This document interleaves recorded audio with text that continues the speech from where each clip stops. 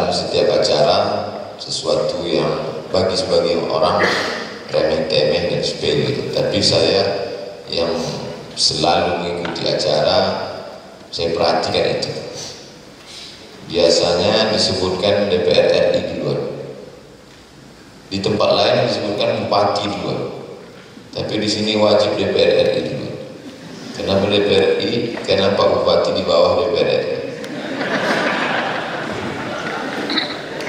Tapi ternyata Pak DPR RI pun mengikuti acara ini, ada yang lebih tinggi lagi, yaitu ibu. Karena ibu sangat kuat keinginan supaya hadir dan kita alhamdulillah bersilaturahim pada hari ini. Saya sebagai ustadz tamu undangan di Kabupaten Sejunjung, kemudian Pak Buya Gus Pardi Gaus di Mesir 1982. Jadi waktu 82 itu umur saya baru 5 tahun. Ambo Timbo ke Mesir 98, dan ketua MUI adik senior kami. Jadi 3 generasi yang ada di ruangan ini. Jadi mau lihat dari aspek ke Mesir pun beliau tetap senior kami. Bapak Bupati Sejunjung, Bapak Wakil Bupati, perjalanan kami panjang dari Tablik Akbar tadi siang di Kamang Baru, dilanjutkan pula ke Siloke Geopark. Luar biasa perjalanannya, sulit diungkapkan dengan kata-kata karena kata terlalu miskin untuk mewakili rasa. Kalau penasaran, kunjungi saja langsung Siloke Geopark. Pak Wakil Bupati juga Masya Allah, tabarakallah, perjalanan yang panjang itu dipenuhi dengan canda tawa, gurauan, dan rasanya fresh. Lalu kemudian malam ini bisa berjumpa dengan Pak Sekda, berjumpa dengan bapak-bapak, ibu-ibu dari ASN. Ustaz Somad ini pesertanya limited, terbatas, karena kalau minta masyarakat tidak muat, masyarakat besok pagi kita temui. Menjadi ASN itu adalah cita-cita setiap orang. Andai calon menantu datang, yang satu S3, yang satu S1 tapi ASN, pasti yang diterima yang ASN.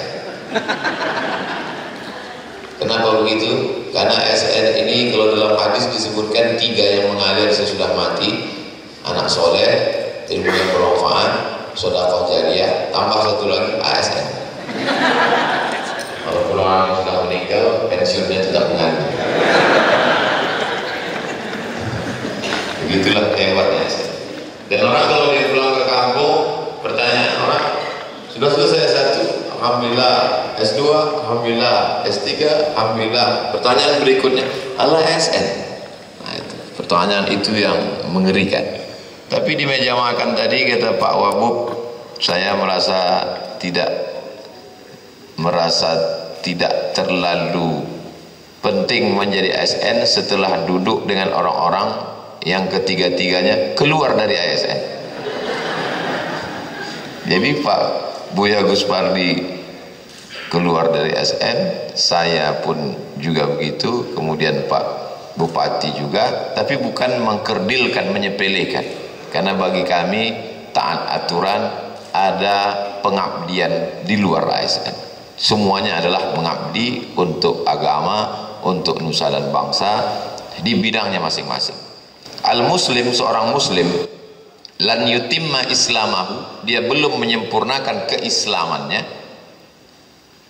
hatta ayyakuna siyasian, sampai dia menjadi orang yang peduli kepada politik, ba'idan nazar an syu'uni ummati, punya pandangan jauh tentang umatnya, muhtamman biha, peduli, wa ghuyuran 'alaiha, ada rasa cemburu.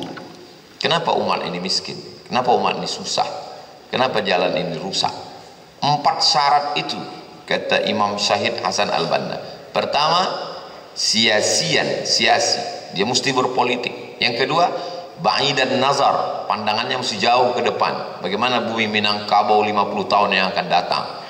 Yang ketiga, muhtamman, ada kepedulian, care. Yang keempat, ghuyur, ada rasa cemburu. Jadi dari dalam perjalanan tadi, dari kediaman sampai kemari, itu diantara pembicaraan saya dengan tim, apa lagi yang dicari Buya Gus Pardi Gaus? Secara ekonomi cukup, mestinya dia cukup duduk di rumah menggendong cucu nonton TV kan selesai, tak perlu memikirkan politik ini sampai naik asam urat dan kolesterol. Tapi kalau tidak duduk di situ, akan duduk orang lain yang tidak memperjuangkan adat basandi syarak basandi kitabullah. Nanti setelah diamandemen undang-undang dasar segala macam aturan payung hukum, baru kita ribut di luar sistem. Tidak bisa. Jadi politik ini ibarat menangkap ikan, ada satu yang menghalau ikan, lalu kemudian ada yang satu menangkap ikan, bekerja sama. Orang yang bicara kebaikan di luar dengan yang di dalam, insya Allah dia akan mendapatkan sama kebaikan. Karena memperbaiki umat dari bawah lewat ceramah, lewat tausiah, lewat khutbah, tablik akbar. Memperbaiki dari atas lewat aturan, lewat payung hukum, lewat jabatan dan kekuasaan. Menjadi bupati itu nomor 2, menjadi gubernur nomor 2, menjadi anggota dewan nomor 2. Jabatan utamanya adalah ud'u ila sabili rabbik, mengajak orang ke jalan Tuhan, ke jalan Allah SWT dengan kekuasaan, dengan cara masing-masing. Tapi kita tidak bisa menyatukan umat ini kalau sesama umat Islam itu sendiri bertikai, berkonflik hanya dalam masalah khilafiyah. Itulah yang saya hadapi di masyarakat. Pertanyaannya itu ke itu saja. Saya muatkan di sekapur sirih di halaman 5 huruf Romawi. Saya jumpa bapak-bapak sudah tua di salah satu kampung. Mohon maaf Buya, saya sebut uban ini bukan menyinggung Buya. Saya jumpa orang yang rambutnya sudah memutih karena usia dan usia. Jadi kata dia, Ustadz, saya kalau sholat, kalau sholat itu bangkit dari ruku itu Sami Allahu liman hamidah, baru ambo baca Rabbana lakal hamdu di sekapur siri. Sami Allahu liman hamidah Rabbana lakal hamdu mil'us samawati wa mil'ul ardi wa mil'u ma syi'ta min syai'in ba'd. Kata ustadz yang datang berceramah, sholat bapak itu salah. Maka saya jawab di halaman 52. Di halaman 52, wa yusannu 'inda syafi'iyyati, menurut mazhab Syafi'i, al-jam'u bainat tasbih wa tahmid, waktu dari ruku sampai tulang belakang lurui sami Allahu liman hamidah.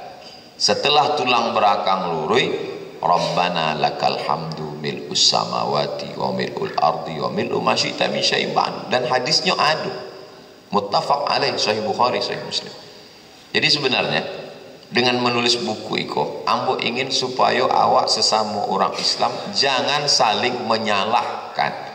Karena dengan dibangkitnya isu-isu khilafiyah ini, umat tidak sadar ternyata hasil bumi alam dia sudah dieksploitasi.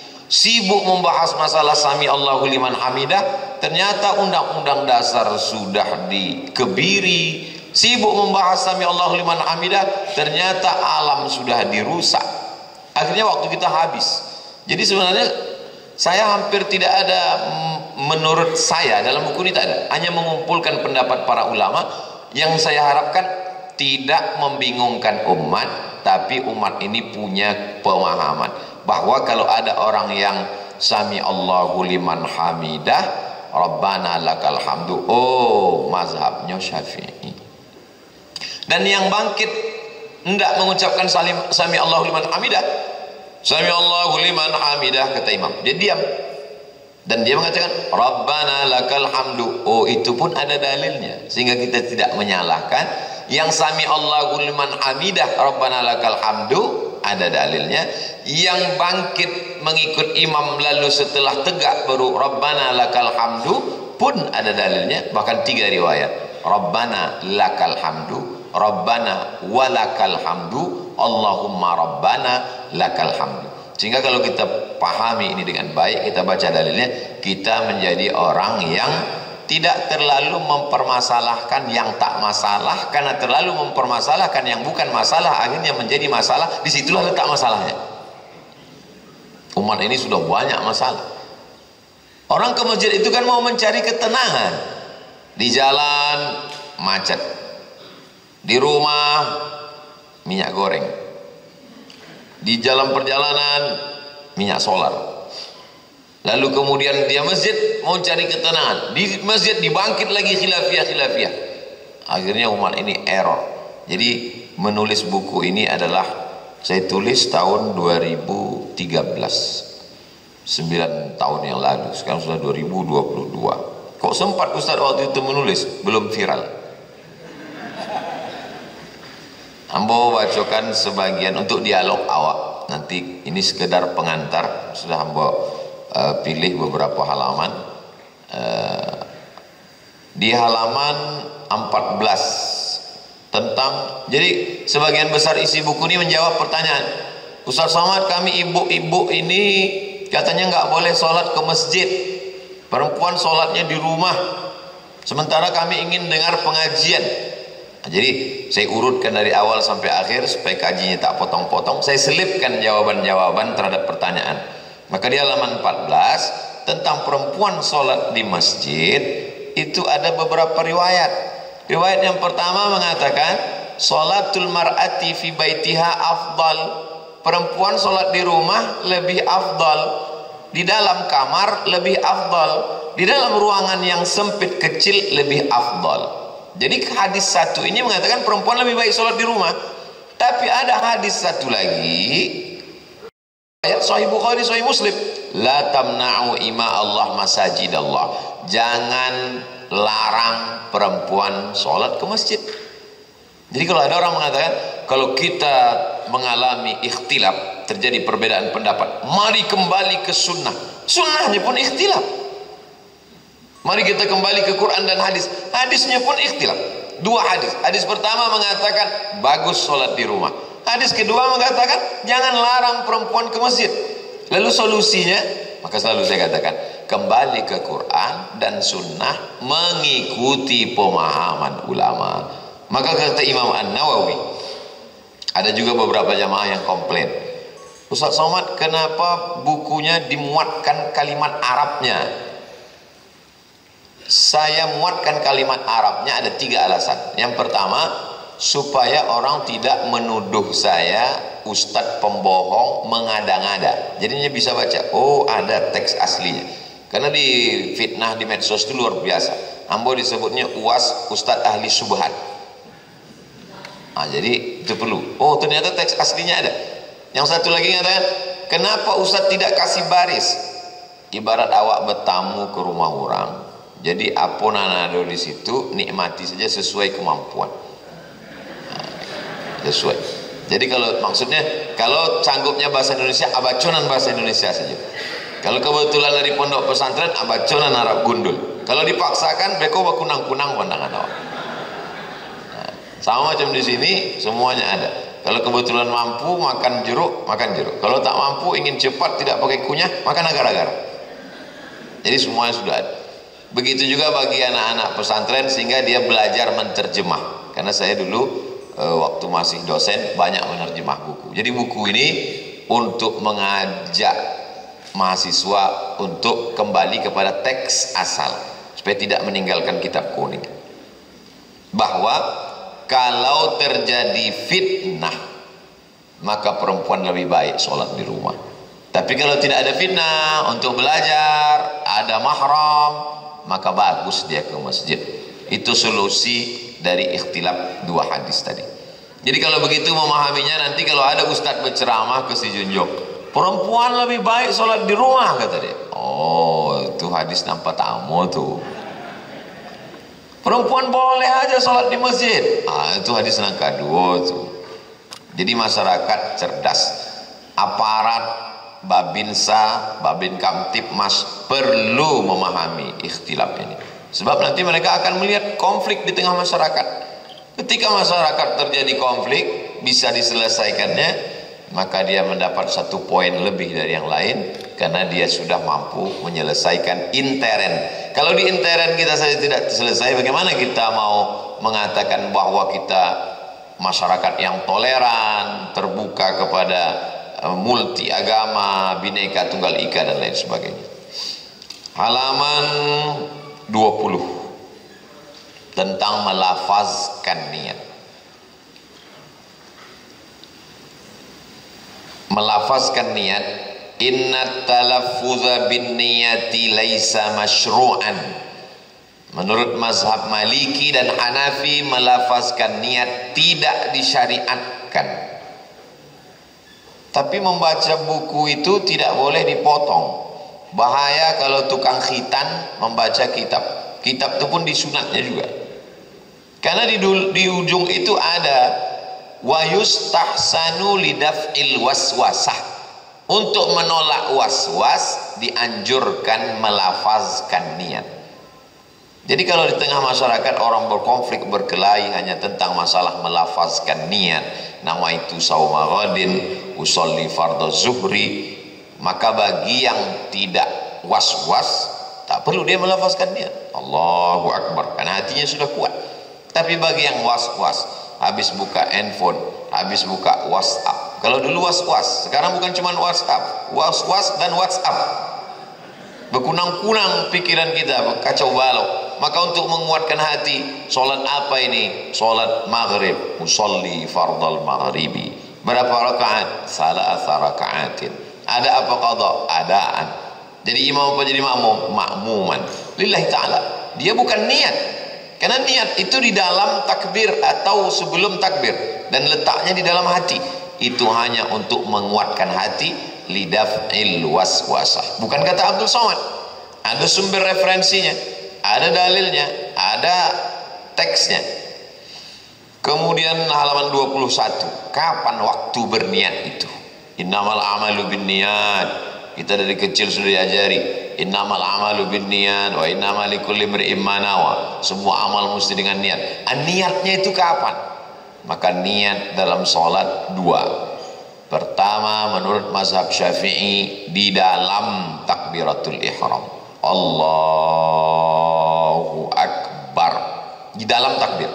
Sedangkan menurut mazhab Hanafi, Maliki, Hambali, niatnya sebelum takbir.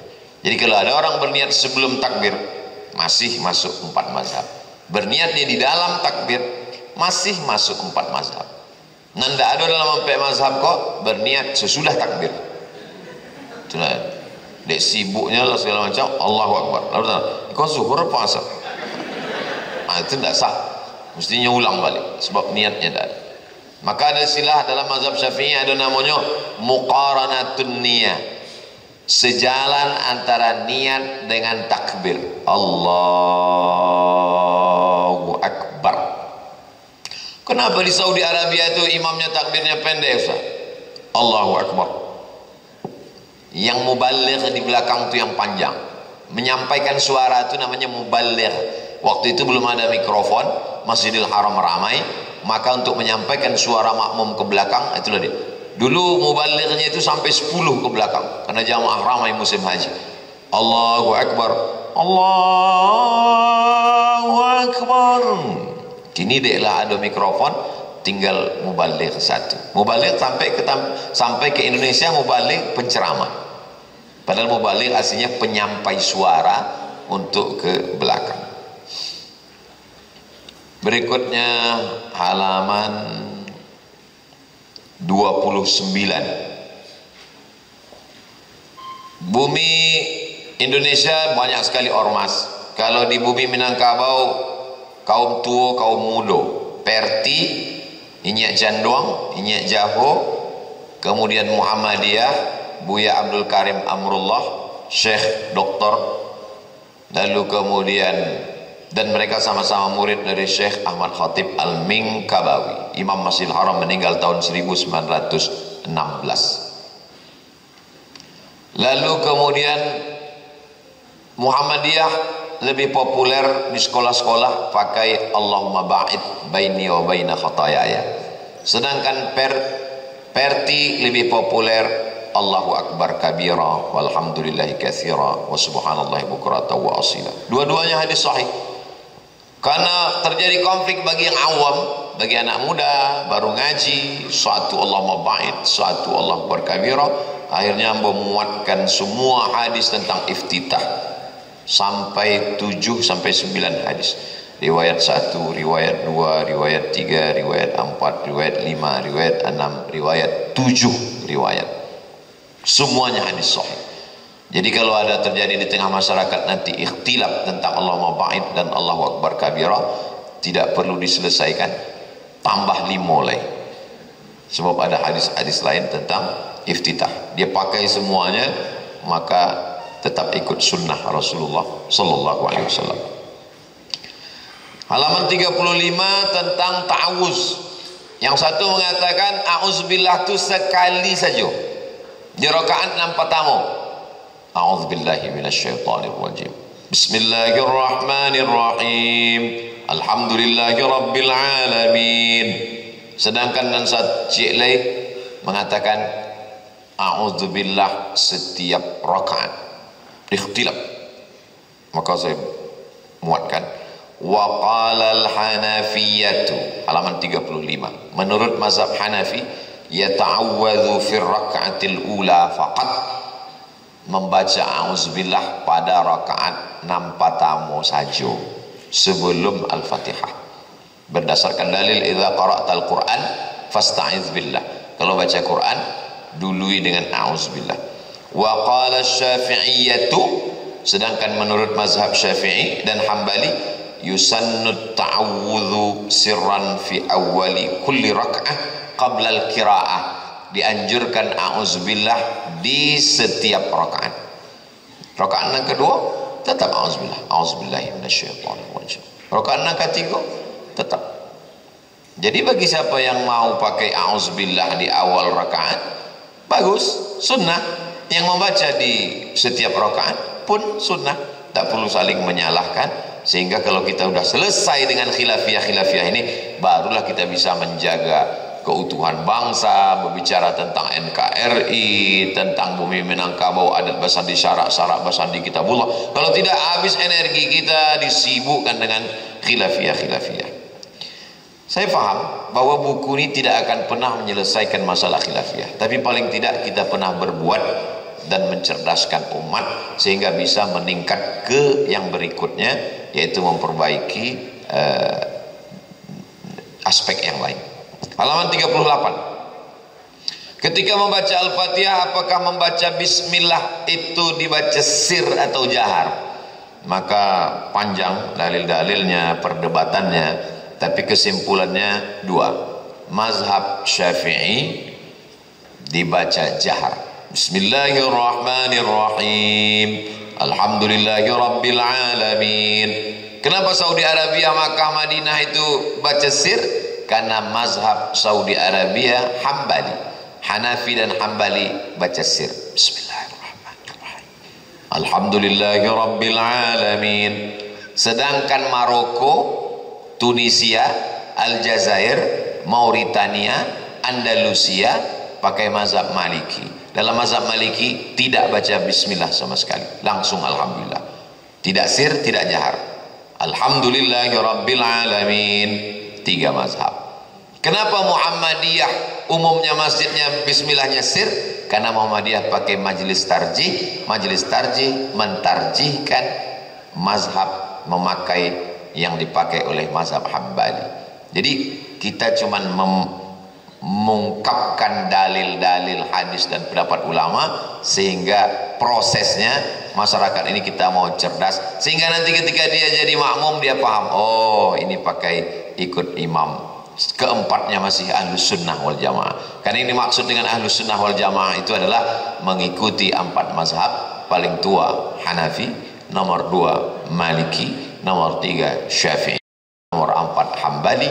Keempat-empatnya ahlus sunnah wal jamaah, bukan ahlul bid'ah wad dhalalah. Berikutnya halaman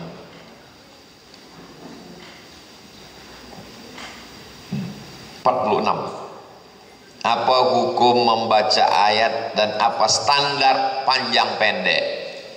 Masjid yang bagus, masjid yang disupport oleh Pemda, imamnya hafal Quran, ayatnya panjang, maksudnya biar supaya ibadahnya mantap.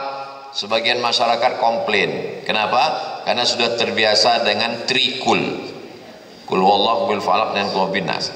Akhirnya di sebagian tempat imam-imam yang diangkat oleh Pemko, Pemda diunjuk rasa ganti imam karena kepanjangan.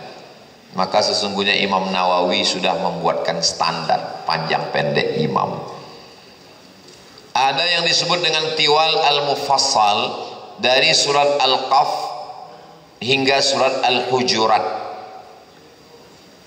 atau surat Al-Hujurat sampai ke surat An-Naba, yang panjangnya lebih kurang 1 lembar sampai 1 lembar setengah. Itu dibaca pada waktu asar dan isya.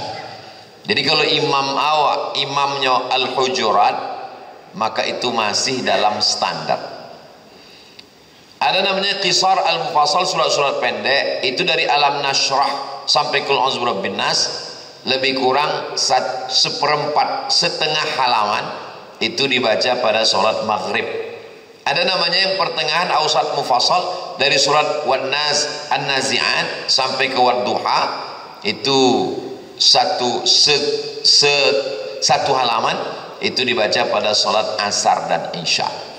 Jadi kalau orang sudah paham standar, oh imam ini masih dalam standar, kecuali dibacanya surat Yasin, nah itu udah di luar standar.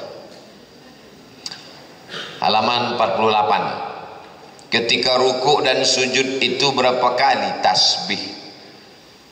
Sehingga ada imam lama sekali bertasbih, maka anna tasbihatam sab'un, tasbih yang sempurna itu 7 kali, wal wasatu khamsun, yang pertengahan itu 5 kali, wa adnahu thalathun, yang paling seketek itu 3 kali. Jadi kalau masyarakat 3 kali pakai 1 napas itu sangat minimalis. Jadi kalau ada dia baca masih di agak-agak 7, maka masih dalam standar. Ada ustadz berceramah, kata dia, ini masih halaman 48, bahwa bacaan tasbih itu tidak pakai wa bihamdi. Ustaz Somad, buya kami mengatakan subhana rabbiyal a'la, tidak pakai wa bihamdi. Amba tidak mau membantah, itu ustaz salah. Enggak. Dia betul. Masa dia betul ya? Ya, ada hadisnya. Ini hadisnya. Hadis yang pertama, subhana rabbiyal azim. Tidak ada wa bihamdi. Ustaz itu bukan, buya itu bukan salah. Betul dia, subhana rabbiyal azim. Tapi ustaz selalu mengatakan subhana rabbiyal azim wa bihamdi. Saya betul juga. Ada hadis yang kedua. Kenapa buya itu tidak menyampaikan? Mungkin waktunya pendek.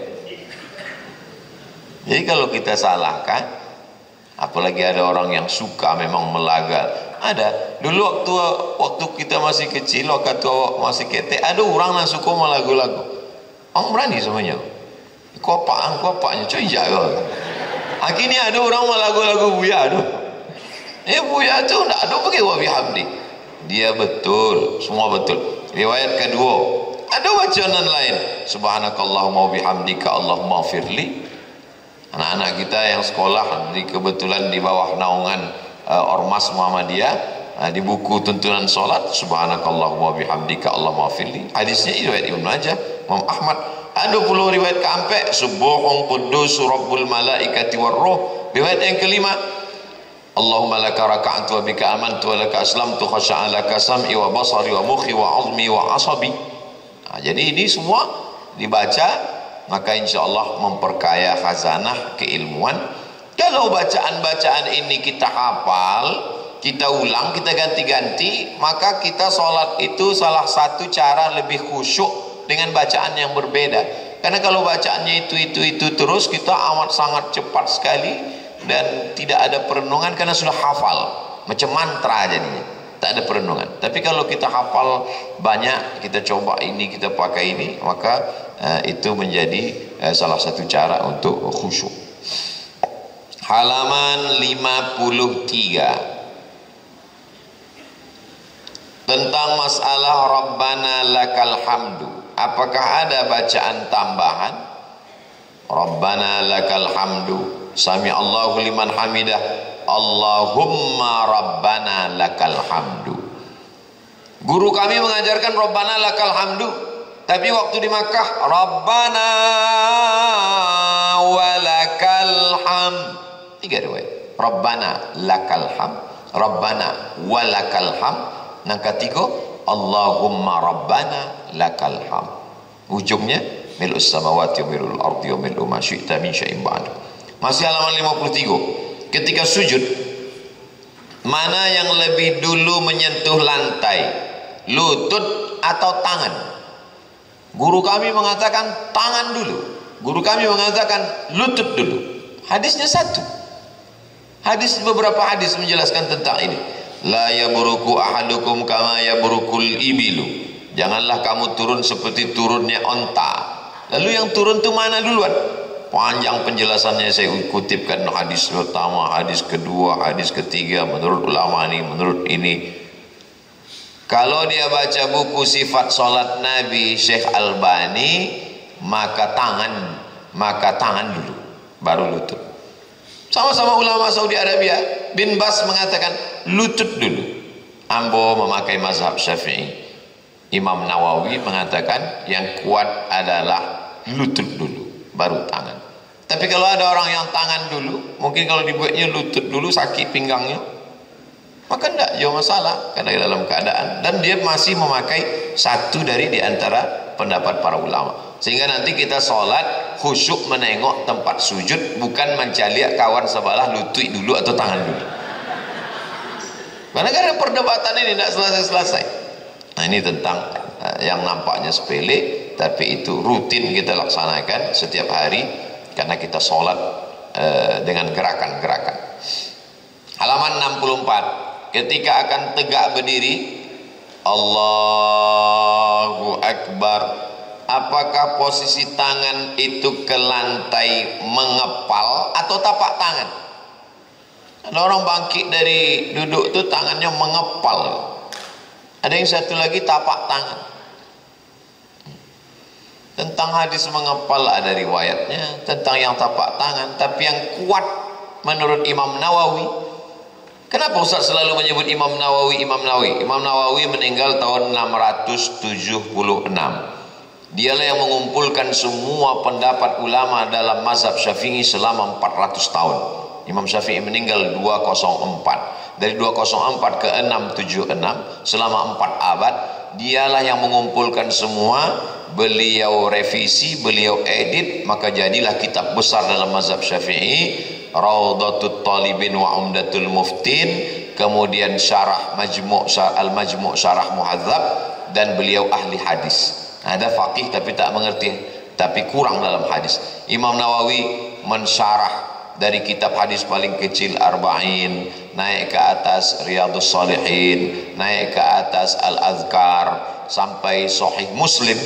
Hampir 7.000 hadis itu disyarah oleh Imam Nawawi dalam kitab judulnya Al-Minhaj Syarah Sahih Muslim Ibn Al-Hajjaj. Beliau adalah muhaddis yang faqih, ahli hadis yang ahli fikih. Beliau juga adalah faqihul muhaddisin, ahli fikihnya ahli hadis. Itu maka selalu saya berpedoman kepada Imam An-Nawawi. Imam Nawawi mengatakan yang kuat adalah dengan telapak tangan. Waktu bangkit tegak itu dengan tapak tangan. Tapi kalau ada orang yang memakai dengan cara mengepal seperti kalajin, orang yang membuat adonan tepung gandum.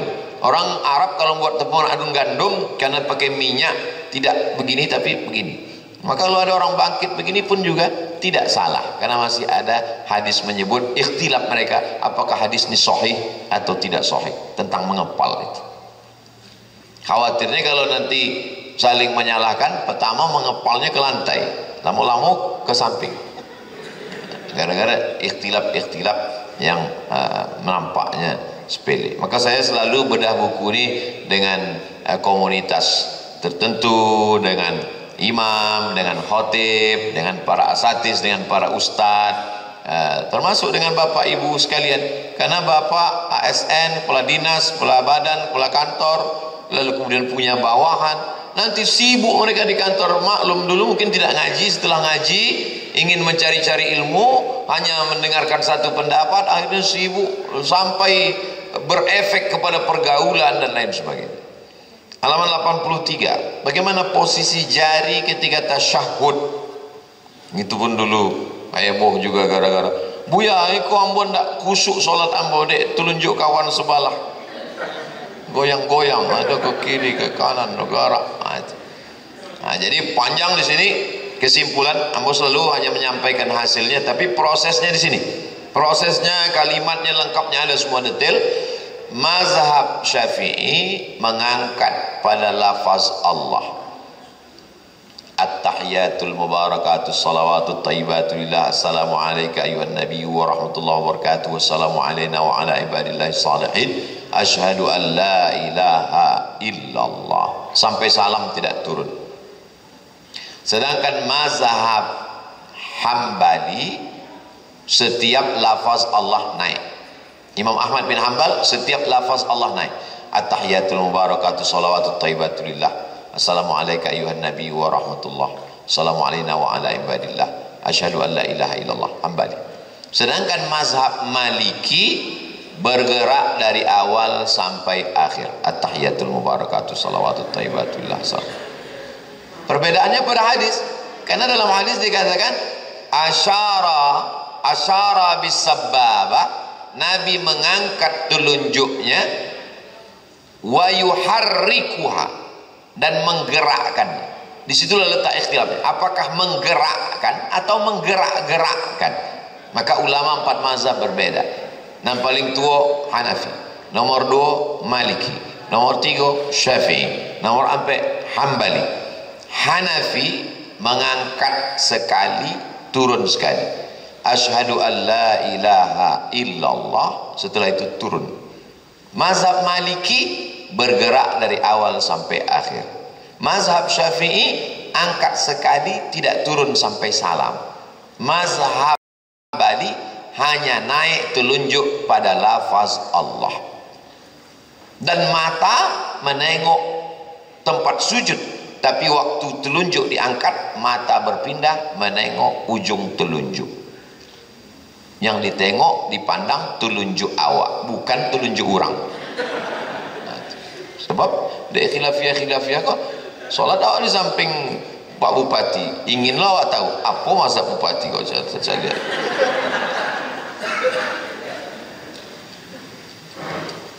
Halaman 86. Bagaimana posisi duduk pada tasyahud? Apakah duduk iftirash atau duduk tawarruk? Maka tentang masalah duduk iftirash dan duduk tawarruk, ada yang mazhab itu duduknya tawarruk baik tasyahud awal maupun tasyahud akhir. Mazhab Maliki.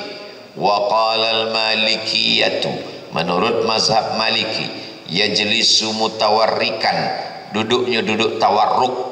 Duduk tawarruk tu bantu apa Buya? Duduk tawarruk tu duduk tasyahud akhir sampai rakaat, maaf cakap, dan duduk sampai ke lantai. Jadi dalam mazhab Maliki itu tasyahud pertama, tasyahud kedua pada isya, zuhur dan asar tetap tawarruk, tidak ada iftirash. Kebalikannya adalah mazhab Hambali. Dalam mazhab Hambali, rakaat ketiga, rakaat kedua, tasyahud awal dengan tasyahud akhir tetap duduk iftirash. Sedangkan mazhab Syafi'i, rakaat kedua duduk iftirash, rakaat keempat duduk tawarruk. Kalau ada 2 tasyahud maghrib, rakaat kedua duduk iftirash, rakaat ketiga duduk tawarruk. Ikhtilaf pula antara mazhab Syafi'i dengan mazhab Hambali, kalau solat itu 2 rakaat indah ada tasyahud awalnya.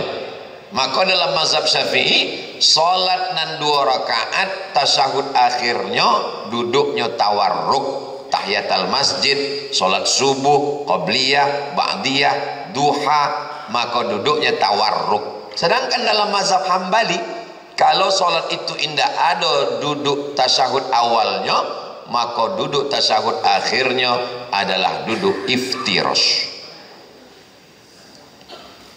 Kami ingin mendengar tausiah Ustaz Somad kau supaya ringan pikiran kami. Kau semakin bertambah lo beban kan?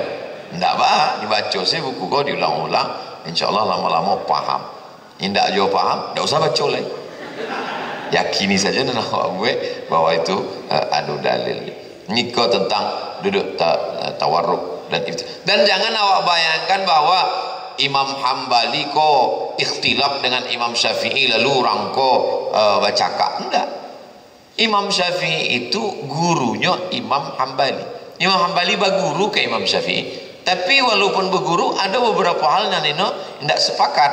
Sebab Imam Hambali ahli hadis juga. Lalu kemudian kecek Imam Hambali, da'autu lisyafi'i fi salati arba'ina sana. Ambo mendoakan Imam Syafi'i guru ambo dalam sembahyang ambo ampe 10 tahun. Rabbil firli wali walidayya wali Muhammad bin Idris Asy-Syafi'i. Ya Allah, ampunkan aku, ampunkan kedua orang tuaku, ampunkan Imam Syafi'i. Padahal mereka berbeda mazhab, tapi mereka saling menghormati dan saling mendoakan. Halaman 99, kunut subuh. Jadi kunut subuh kok sampai kini tidak selesai, dan 2024 beko kunut subuh kok isunya naik lagi. Ini berefeknya ke politik.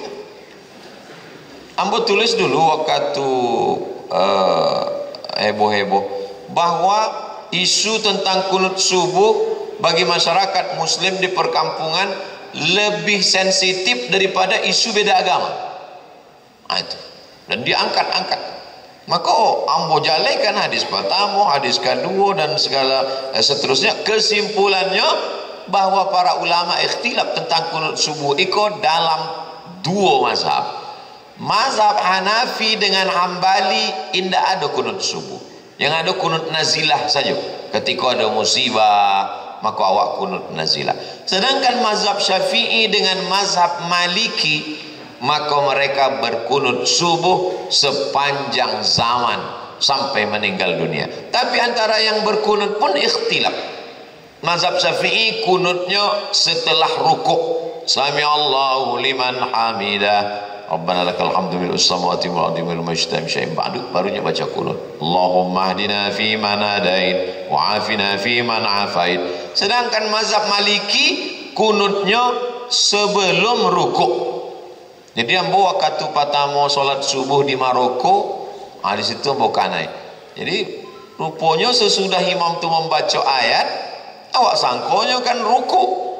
Sesudah baca ayat, lamanya yang diam. Rupanya kunut dalam mazhab Maliki itu setiap subuh sebelum rukuk dan tidak ada suaranya, sir saja. Sedangkan dalam mazhab Syafi'i setengahnya bersuara jahar, setengahnya tidak. Allahumma hdina fi man hadait wa afina fi man afait wa tawallana fi man tawallait wa barik lana fi ma a'tait wa qina bi rahmatika syarra ma qadait.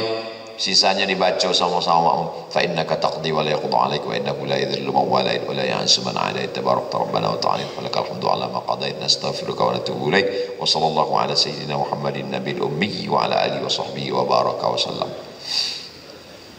Jadi kalau awak fahami itu dengan tidak ada kepentingan, tak ada permusuhan, akan ringan. Ambo secara ritual ibadah sekolah pondok Al-Jamiatul Wasliyah. Al-Wasliyah kok kaum tua sama dengan Perti. Maka kini ambo di Al-Wasliyah itu masuknya di bagian komisi fatwa.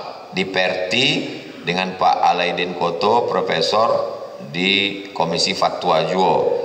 Di Nahdlatul Ulama dulu sampai 2009 di Bahsul Masail. Di Muhammadiyah ambo penasehat lembaga amil zakat Lazismu. Perti Al-Wasliyah NU Muhammadiyah. Akhirnya orang ko ingin membuat laporan, datanglah. Ustaz, iko alirannya sebenarnya apa? Ustaz, di NU ada, di Muhammadiyah ada, di Perti ada, di Al-Wasliyah ada. Eko di jamaah tabligh mengisi lo acara. Sebenarnya bapak ni alirannya apa? Ambo tanya, bapak apa? Rupanya intel membuat laporan, bingungnya membuat laporan kata. Wapo, apa mazhab? Kata mazhab saya adalah orang ahlus sunnah wal jamaah. Selama asyhadu an la ilaha illallah, asyhadu anna muhammadar rasulullah. Saya memahami ormas ini hanya sebagai wasilah pemersatu umat saja.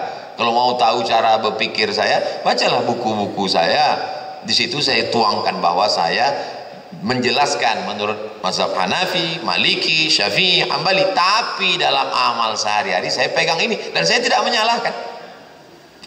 Ambo secara ritual ibadah lebih condong ke kaum tua, tapi ambo mengisi pengajian di Masjid Akramun Nas Undri Universitas Riau dari tahun 2009 sampai 10 sebalai 2 balai 3 balai sampai tahun di Masjid Muhammadiyah di belakang Ramayana 2 tahun, di Masjid Muhammadiyah di Jalan Paus 2 tahun, dan selama pengajian itu tidak pernah ambo jadi imam, sebab ambo tahu kalau ambo maju ke depan ini kau membangkitkan khilafiyah dan paling selamat itu jadi makmum.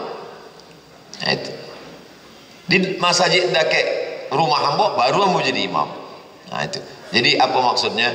Bahwa ukhuwah lebih dikedepankan daripada menunjukkan bahwa kalau awak alim bukan dengan membangkit khilafiyah. Kalau memang awak alim, awak sebutkan saja kok. Maka betul kata Imam Syafi'i, ma jadaltu aliman illa ghalabtuhu wa ma jadaltu jahilan illa ghalabani. Kalau ambo berdebat dengan orang alim, ambo menang, kata Imam Syafi'i. Tapi kalau ambo berdebat dengan orang jahil, ambo tetap selalu kalah. Sebab apa?